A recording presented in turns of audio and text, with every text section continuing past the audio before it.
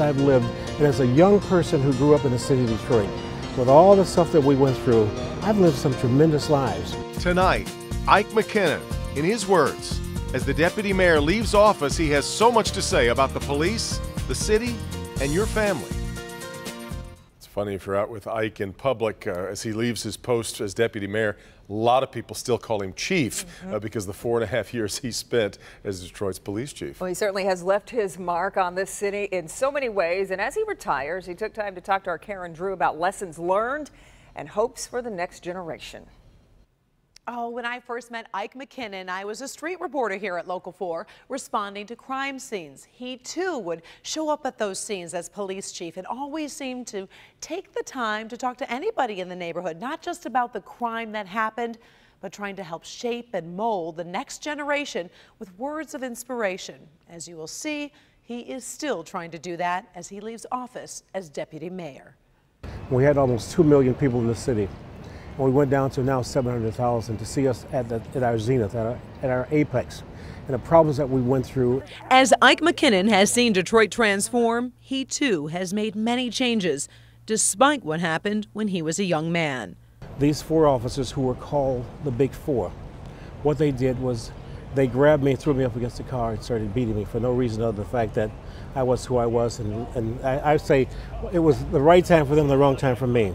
And the name calling, the beating, and it was just awful. That beating would change Ike forever, but not the way you might assume. Made a decision that I was going to become a police officer, not like those guys who did that. As a result of that, I went to school, 3 degrees, undergrad, master's, PhD, graduated from the FBI Academy, Secret Service School, and wrote books.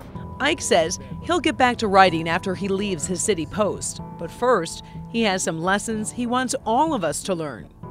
First, inspire others. We have situations where parents aren't caring for their children, not only being good children, but also wanting to go to school. We can't have kids that are spending 60 days out of school. Not if the parents don't care, then other relatives care. And they've used that expression, it takes a village. I mean, that's really true. He goes on to say, to be a world-class city, we all need to get involved. Think about this.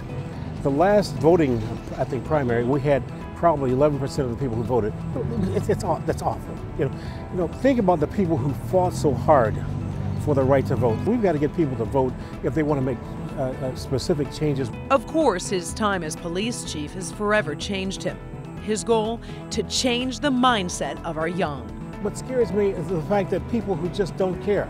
The first thing they do is they pull a gun and they start shooting, and we have to get away from that. I talked about this young boy who was 15 years old, and he had $25,000 in cash on him.